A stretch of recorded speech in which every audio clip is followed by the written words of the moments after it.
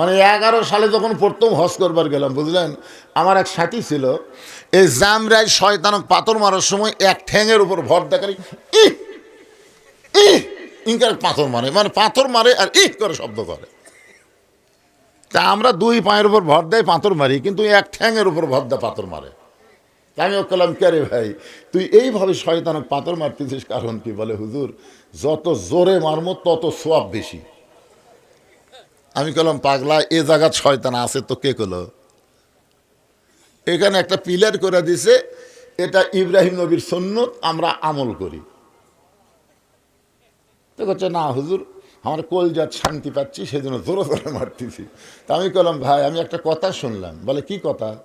বলে, আপনি নাকি হজ করার আগে রেস্ট অফিসে গেছিলেন। তখন হুজুর, আপনি কেমনে জানলেন? আমি বললাম, ভাই, আমি এটাও শুনলাম আপনি 16 বিঘা জমি সেলেক দিছেন, আর মেয়েক নাকি 1 বিঘা দিছেন। হুজুর, এটা আপনি কেমনে জানলেন? আমি বললাম, পাগলা, যে আল্লাহর কোরআনের ফারাইজকে অস্বীকার করে নিজের ইচ্ছা মতো বন্টন করে, সে নিজেই শয়তান।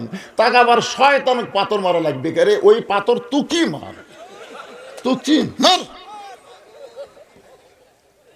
আজকের এই মাহফিলে যারা আল্লাহু আকবার বলবার পারতেছে না, তাদের ভিতরেই শয়তান বসে আছে। এই কারণে আল্লাহু আকবার জবান তার প্রকাশ পাচ্ছে না। কি এটা কোনো দলের স্লোগান? দলের কেউ কেউ অমুক দলের, অমুক দলের। খালি মরিয়া দেখেন, আপনার লাশ সামনে নিয়ে আল্লাহু আকবার দিয়ে জানাজা শুরু হবে। জোরে কোন কথা, ঠিক কথা বলেন? যখন দুনিয়াতে এসেছেন, ডান কান্দে আল্লাহু আকবার আজান, বাম কান্দে আল্লাহু আকবার আকামত। আপনার শুনাইনি? তাহলে আল্লাহু আকবার তো জন্ম হলো, আল্লাহু আকবার দিয়ে মৃত্যু হবে। আর সেইটার উপর তাকবীর দিলে কোন জায়গায় বাঁচতেছে আপনার? দেখি গলা খাঁকারি জানতো। মানে আমার ওয়াজ শুনবার গেলে আমি যতই বুড়া হই, বুঝলেন, কিন্তু মরা মানুষকে আমি ওয়াজ শোনাবার পারি না। আগে চেতন করে চেতনার ওয়াজ হবে, ইন্না লিল্লাহর ওয়াজ। লিল্লাহে তাকবীর। এইবারে বোঝা গেল। তা আপনারা পারেন তো, দেন না কেন? শয়তান এত জোরে দৌড় মারছে, আল্লাহ রাসূল বলেন, তাকবীর যত জোরে হবে শয়তান তত জোরে দৌড় দিবে। শয়তানের পিছন দিক দিয়ে বাতাস বের হবে। জোরে কোন কি বের হবে? আপনার যে তাকবীর দিচ্ছেন, শয়তান বায়ু ছেড়ে দৌড় মারছে। হায় হায় হায়, এই এলাকার মধ্যে থাকা চলবি না রে। এখন আল্লাহ কেমন আছে? মুসা নবী দেখবার যাবে ফেরাউনের কাছে। জোরে কোন কার কাছে? এই জায়গাটায় রেখে আমি চলে আসলাম ইন্না লিল্লাহর উপরে। আমার এক ভাই বললেন, মরাটাই হলো সবচাইতে বড় বিপদ। কিন্তু আল্লাহ কোরআনে বলেছেন, ইয়া আইয়ুহাল্লাযীনা আমানুত্তাকুল্লাহা হাক্কা তুকাতিহি ওয়া লা তামুতুন্না ইল্লা ওয়া আনতুম মুসলিমুন।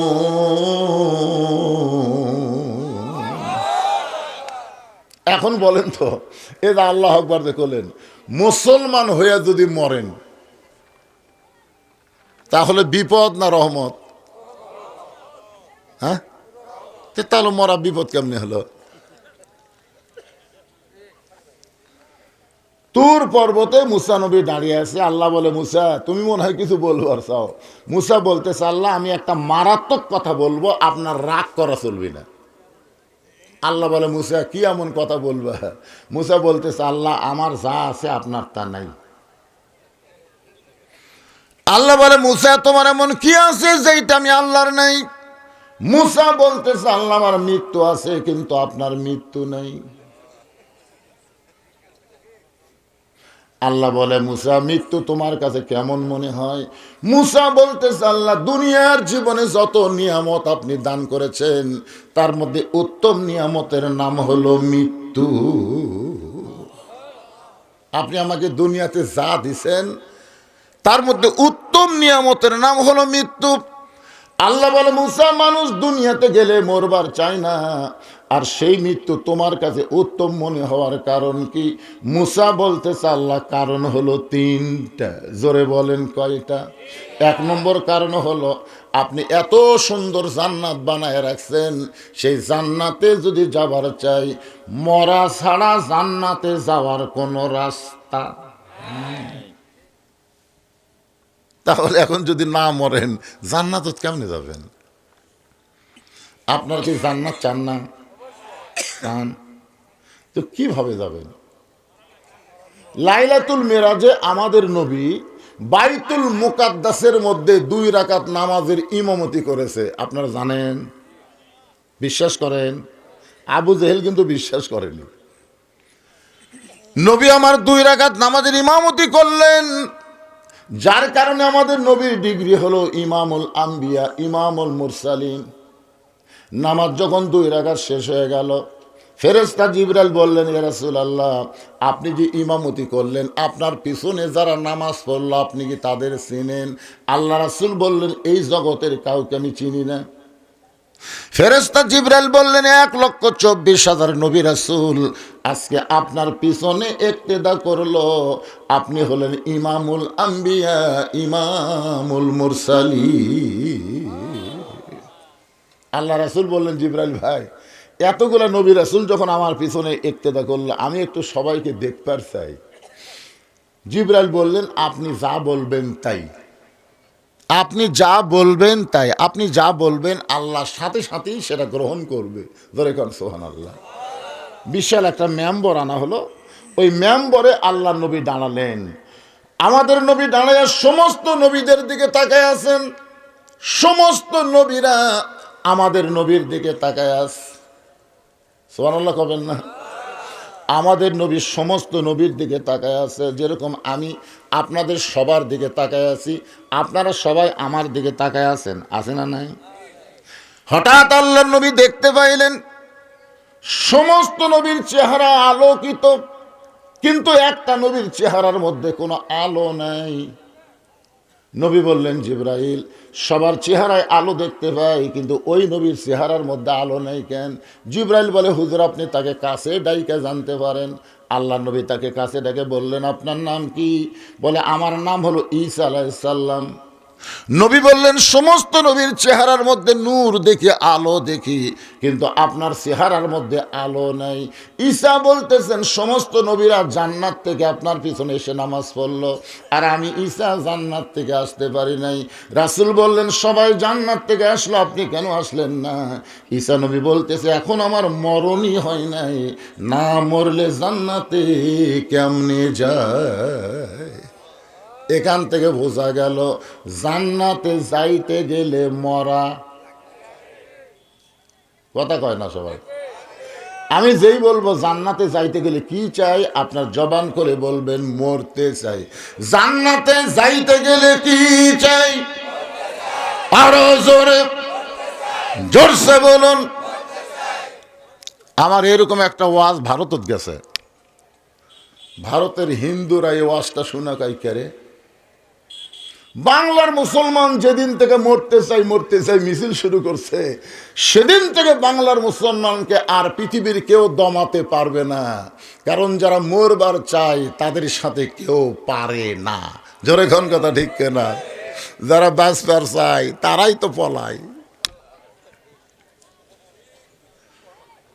পলান বোঝেন না? পলান বোঝেন না? হাই রে, বাঁচার জন্য কি কষ্ট রে। আমরা সকলে জান্নাতে যাইতে কে আল্লাহ কোরআনে বলেন, ইন্নাল্লাযীনা ক্বালু রাব্বুনাল্লাহু সুম্মা ইসতাকামু তাতানাজ্জালু আলাইহিমুল মালাইকা আল্লা তাখাফু ওয়া লা তাহজানু ওয়া আবশিরু বিল জান্নাতিল্লাতী কুনতুম তুআদুন।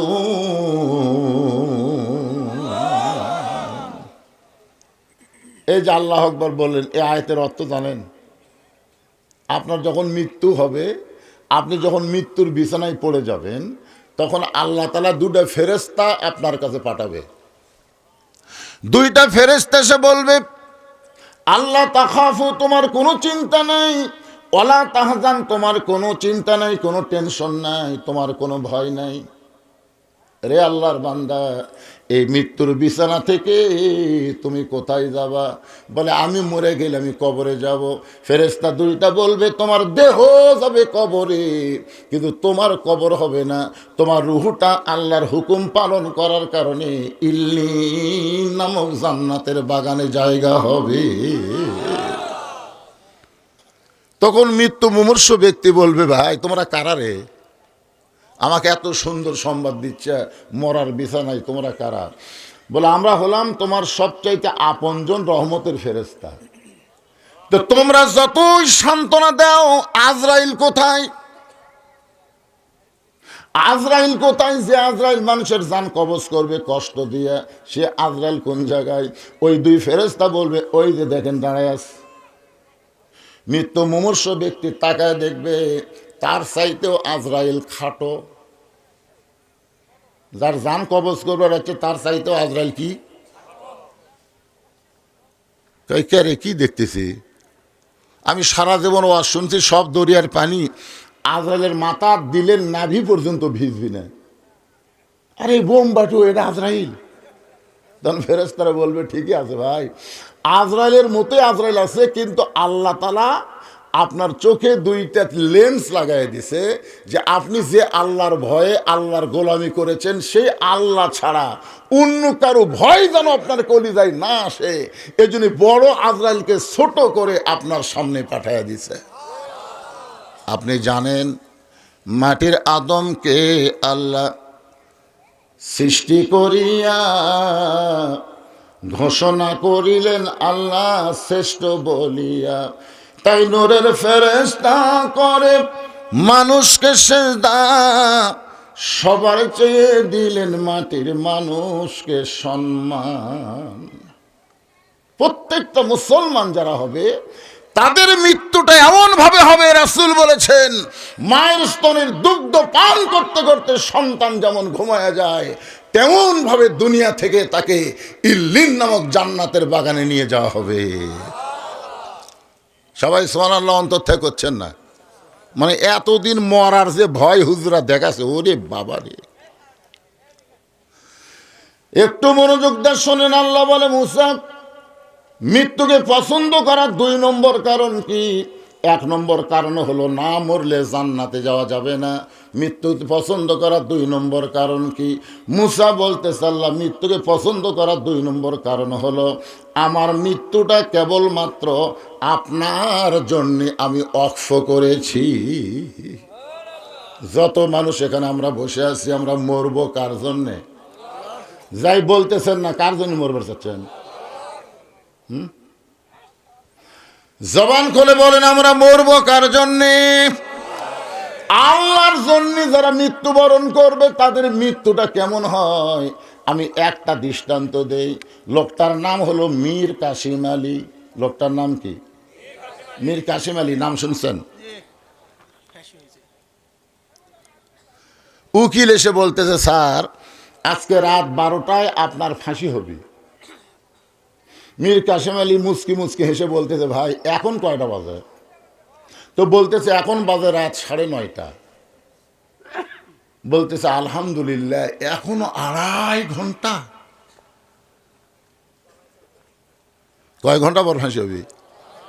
আর আল্লাহর শুকরিয়া আদায় করে বলতেছে ভাই এখনো 2.5 ঘন্টা। উকিল 2.5 ঘন্টা খামা গেছে, এতন থেকে লাভ কি? আমি 2 ঘন্টা ঘুম পারি। যদি চেতন না পাই তুমি আমার ঘুমোর থেকে ডাক দিও।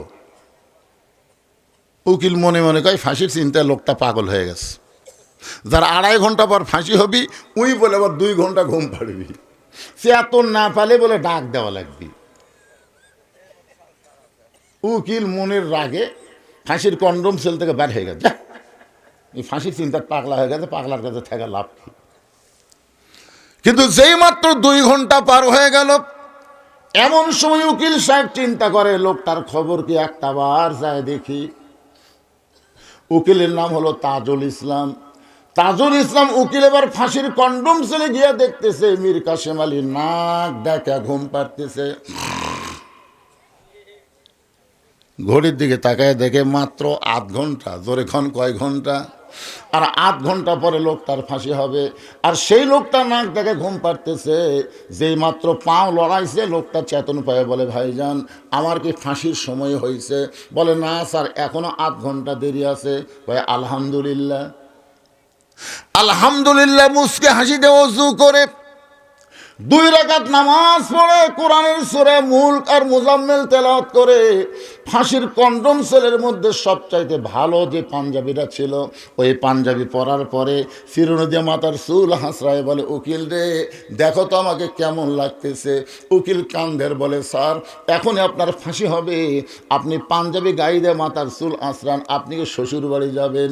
মীর কাসেম আলী মুস্কি মুস্কি হাসিয়ার বলে, পাগল, ফাঁসি হবে আমার আর তুই কেন কাঁদতেছিস? তুই তো জানিস না অন্যায়ভাবে কাউকে যদি ফাঁসি দেওয়া হয়, অন্যায়ভাবে কাউকে যদি হত্যা করা হয়, তার ফাঁসির মঞ্চে যাওয়ার সঙ্গে সঙ্গে আল্লাহ তাআলা 8টা জান্নাতের দরজা খুলে দেয়। আল্লাহর জন্য যারা জীবন দিবে তাদের নাম হবে হোসাইন। আল্লাহর নবীর নাতির নাম হলো হোসাইন। জীবন দিয়েছে কার জন্যে? এ জোরে কন্যা, কার জন্যে? আল্লাহর জন্য জীবন দিয়েছে।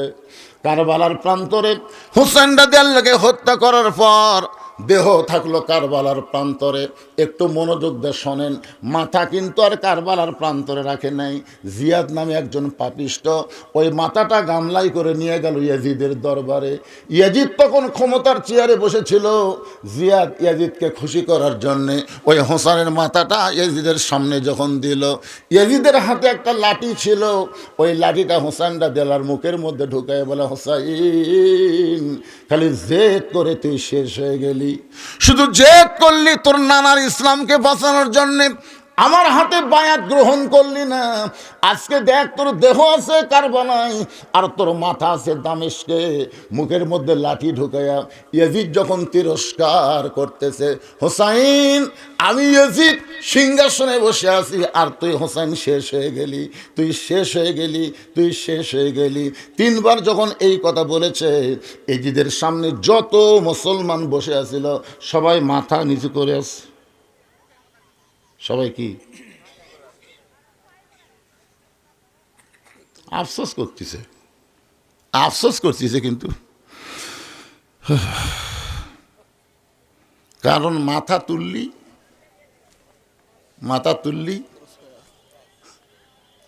হাসিনা 15.5 বছর কি করেছে ভাই?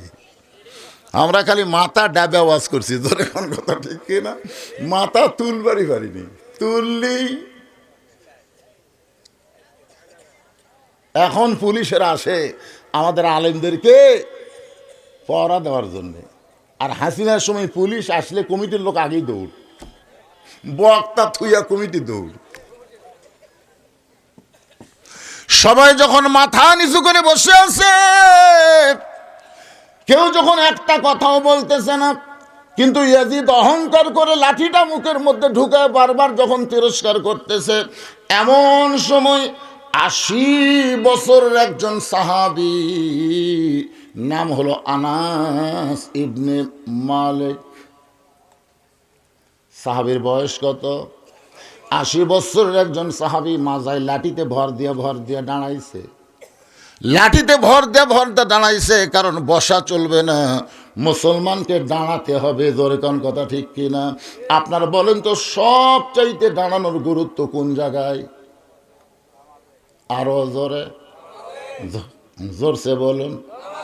আল্লাহ কোরআনে বলেছেন, আমার বাপের কথা না, কুমু লিল্লাহি কানিতিন, দাঁড়াও আল্লাহর জন্য আনুগত্য নিয়ে দাঁড়াও। আর সব সিয়ারিলে মসজিদ গেছে। কি বিশ্বাস করেন আপনার কি মসজিদে জামাতে নামাজ পড়ে 27 গুণ সওয়াব চান? এ জোরে কর, 27 গুণ সওয়াবকে আপনারা চান? তাহলে আজকে ফতুয়া শুনে নেন, যেই কাতারের মধ্যে চেয়ার থাকবে ওই কাতারের মুসল্লিরা 27 গুণ সওয়াব পাবে না। কারণ 27 গুণ সওয়াব পাবার গেলে কাতার সোজা হওয়া লাগবে। হেঁটে বেঁকে কাতার করলে 27 গুণ সওয়াব হবে না। আর কাতার সোজা করবার গেলে পায়ের গোড়ালির সঙ্গে গোড়ালি মিল করে দাঁড়াতে হবে। যেই কাতারে চেয়ার আছে ওর পায়ের গোড়াকুটি আপনার গোড়াকুটি।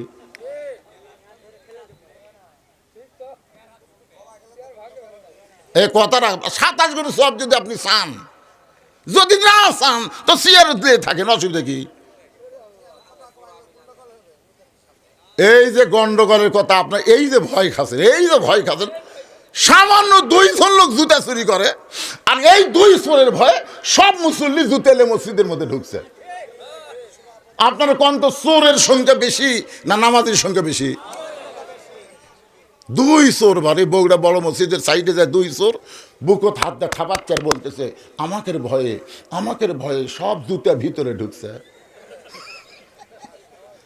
শালা মাত্র 2টা চোর সিনার থাবাচ্ছে। খালি একবার মসজিদের চেয়ার সব বার করে বারান্দার থোবার পারলে, সবাই যদি বলে আমরা 27 গুণ সওয়াব চাই, আমাদের কাতারে কোনো চেয়ার থাকবে না, একটা চেয়ারও মসজিদের মধ্যে ঢুকবি না। জোরে কোন কথা ঠিক কিনা? গন্ডগোল কিসের গন্ডগোল না? যদি আপনি 27 গুণ চান, আমি আপনাদের কি বলতেছি, নামাজ হবি না এ কথা কছি। সওয়াব যদি 27 গুণ চান, একটু মনোযোগ দিয়ে খেয়াল করবেন। 80 বছরের একজন সাহাবী আনাস ইবনে মালিক লাঠিতে ভর দিয়ে দাঁড়ায় গেছে। দাঁড়ায় বলতেছি, ইয়াজিদ, দেখেন বুড়া হলে কি হবে, মুখের ভার, ইয়াজিদ, যার মুখে লাঠি ঢুকে তুমি তিরস্কার করতেছো সেই হোসাইনকে তুমি চিনো? যার মুখে লাঠি ঢুকায়া তুমি বলতেছো হোসেন শেষ হয়ে গেছে, এই হোসেনকে তুমি চিনো? সমস্ত মুসলমান যারা ইয়াজিদের দরবারে বসেছিল সবাই মাথা তুলেছে, সবার চোখটা দর দর করে পানি পড়তেছে, কিন্তু কেউ লোকমা দিবার পারে নাই। শুধু একজনই দিয়েছে, তার নাম হলো আনাস ইবনে মালিক। আনাস ইবনে মালিক বলে, ইয়াজিদ শোনো, তুমি যেই হুসাইনের মুখে লাঠি ঢুকায় তিরস্কার করতেছো, আমি একাধারে 10 বছর নবীর খাদেম ছিলাম। কয় বছর? আমি আনাস একদিন নবীর ঘরের মধ্যে বসে আছি, আল্লাহর নবী তখন নফল নামাজের মধ্যে রত হয়ে গেছেন। নবী শুধু ফরজ নামাজ মসজিদ আদায় করেছেন, আর সুন্নত নফলগুলো বাড়িতে আদায় করতে পছন্দ করতেন, কারণ বাড়ি গোরস্থান বানানো যাবে না। সুন্নত নফল আপনারা বাড়িতে পড়বেন, বাড়ির ছোট ছোট বাচ্চারা আপনার দেখা দেখি তারা নামাজ শিখবে। জোরে কোন ঠিক কিনা? আমার এক নাতি আছে, খুবই ছোট, বুঝলেন। আমি একদিন নফল নামাজ বাড়িতে পড়তেছি, দেখি উই আসে আমার যায় নামাজের ধার খাড়া হয়ে এরকম হাত বান দেওয়া, মানে আমিও মুখ লড়াই, উইও মুখ লড়াই। আচ্ছা, উই কি সুরা কেরাত জানে? কিন্তু আমার মুখের দিকে তাকে দেখে আমি মুখ লড়াই, উইও লড়াই। আমি রুকুত গেলাম, উইও যায়। আমি যখন আঙ্গুল তুলিছি, উইও তুলিছে। আচ্ছা, আঙ্গুল উই তুলিছে কি জন্য জানে? সে আমি যখন শেষদার যাই তখন ঘাড় কাত করে আমাকে দেখে, আমি কখন শেষদার থেকে মাথা তুলি। ফেরেশতারা বলতেছে, আল্লাহ, এ বুড়া না হয় ঠিক মতো নামাজ পড়তেছে, কিন্তু বুড়ার কাছে লাতি কি করতেছে? আল্লাহ বলতেছে, লাতি বুড়া দুইটাকে আমি কবুল করে নিলাম। জোরে খান সুবহানাল্লাহ। এই জন্যে সুন্নত আর নফল নামাজ আল্লাহ নবী বাড়িতে পড়া পছন্দ করতেন। আনাস বলতেছে, এই চিল্লাচিল্লি কে করে রে? চিল্লাচিল্লি কে করে রে?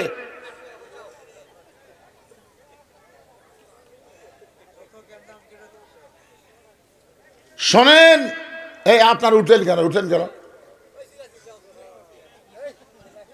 এই মাহফিল কমিটির লোকজন নাই? এই জন্ম যদি ঠিক মতো দিতে, বুঝছেন, খালি মুরগির মতন উঠিছে, হাঁসের মতন নামিছে, একটা দোয়া দরুদ পড়েনি, একটা দোয়া দরুদ পড়েনি, যার কারণে মালগুলা খারাপ বাড়াছে।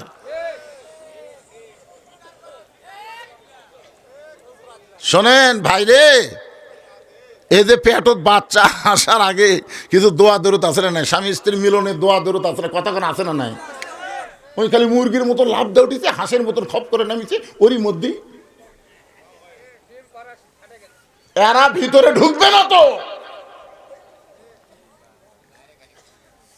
একবার যদি কেউ আর চিল্লি করে, একবার ওর মা বাপ পর্যন্ত ওয়াজ নিয়ে যাবো, যা থাকে কপালে। এমনি তো আমার মন খারাপ। গত বছর মাহফিলের লোক ভরে খাড়ায় থাকলো, আর এবার লোক এখন পর্যন্ত ভর্তিছে না, কেবল একটু মন ভালো হচ্ছে, যাক আস্তে আস্তে আসছে। আমি একবারও কবারই সাহস পাচ্ছি না, একটু চাপিয়ে বসেন ভাই, এটা কবারই সাহস পাচ্ছি না। ফাঁকা ফাঁকায় থাকেন, তাও ভরা দেখা যাক কি। আগামী থেকে যদি মাহফিল করেন, মাগরিব থেকে আবার করবেন। আমি দিনের বেলা একটা মাহফিল করলাম, ওটা ধাড়কি আপনার জয়পুরহাট, খোঁজলে দেখেন, আগামীকাল খোঁজলে দেখেন, হাজার হাজার মানুষ। জোহর থেকে আসর হাজার হাজার মানুষ, মাগরিব থেকে এশা হাজার হাজার মানুষ, আর এই 10টার থেকে 12টা শত শত মানুষ, শত শত। কারণ লেপ তোষকের একটা মহব্বত আছে না নাই, জোরে কান আছে না নাই, এই মহব্বত সগলি ছাড়া পারবি।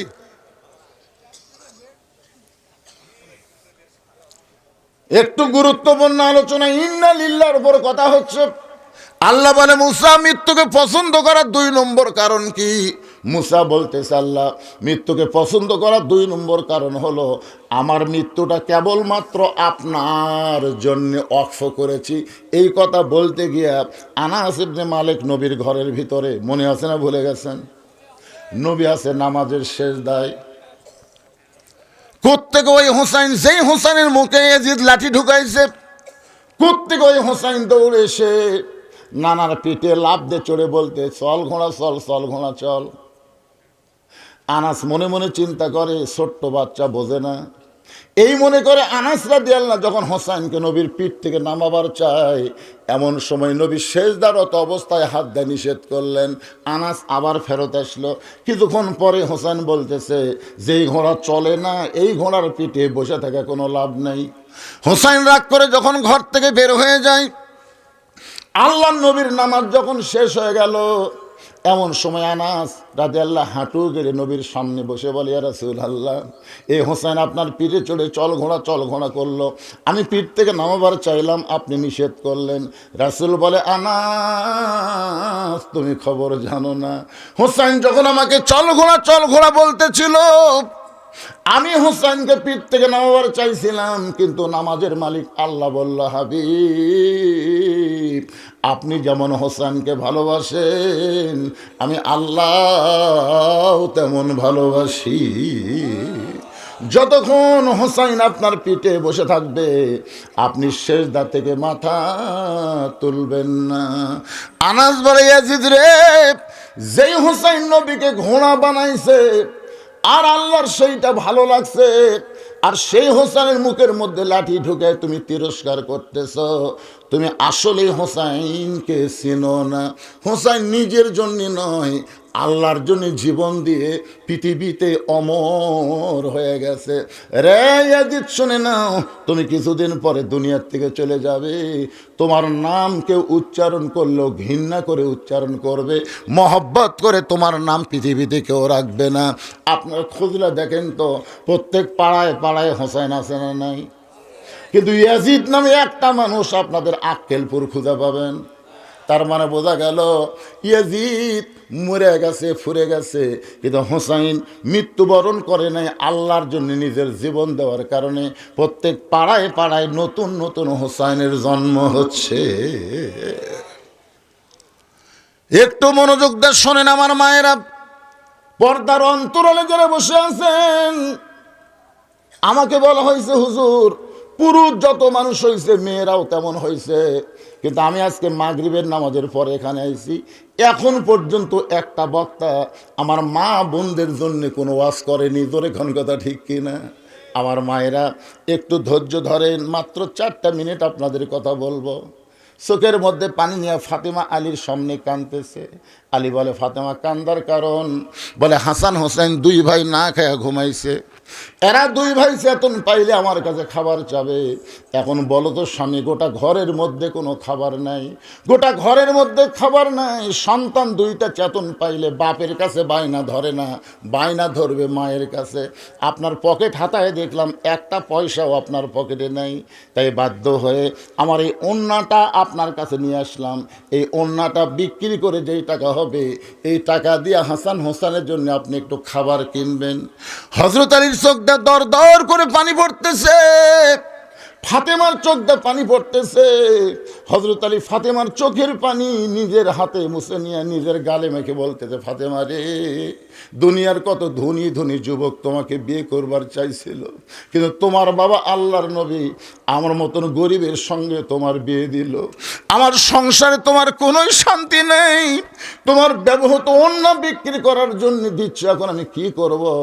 হযরত আলী পকেটের মধ্যে ওন্নাখানা নিয়ে বাজারের মধ্যে ঘুরতেছে, কিন্তু বের করে বিক্রি করার কোনো সাহস পাচ্ছে না।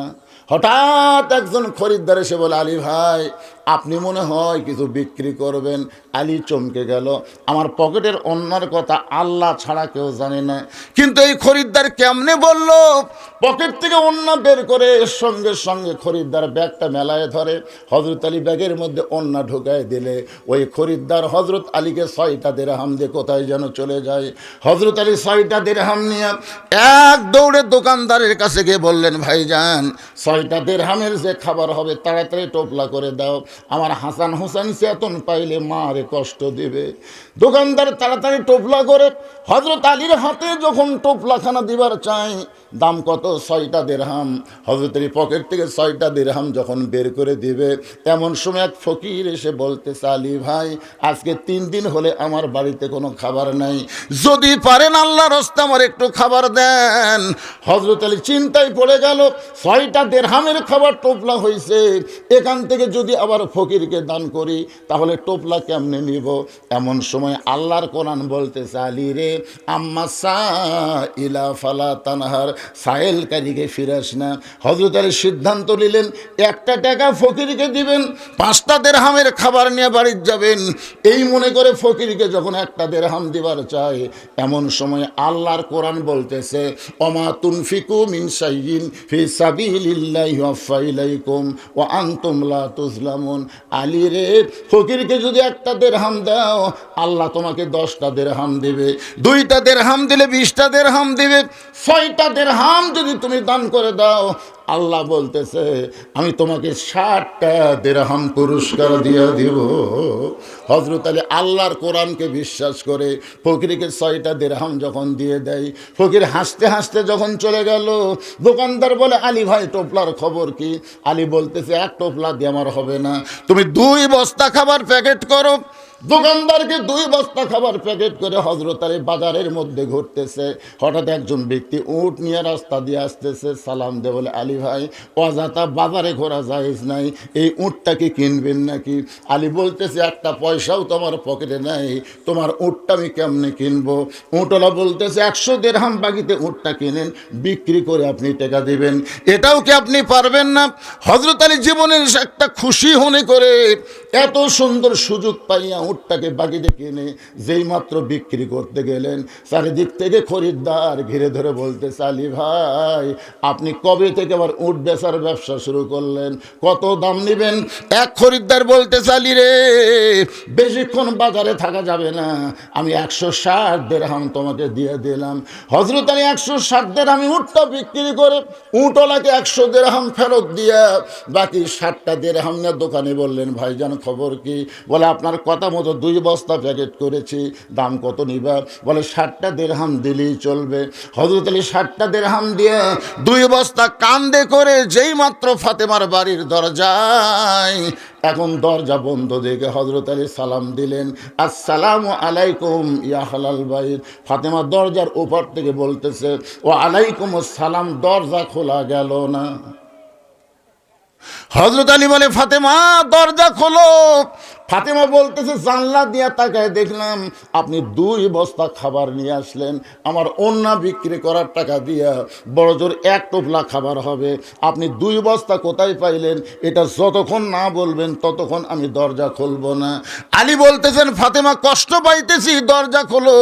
দরজা খুললি আমি বস্তার খবর বলবো। ফাতেমা বলতেছে, আগে বলেন তারপরে দরজা খুলবো। আপনি কি মনে করেছেন আর স্বামী বেতন পায় 10,000 আর বাসা ভাড়া 12,000, মাছ গোস্ত কিনে বউ কিছুই কয় না, এমন ফাতেমা তো আমি না।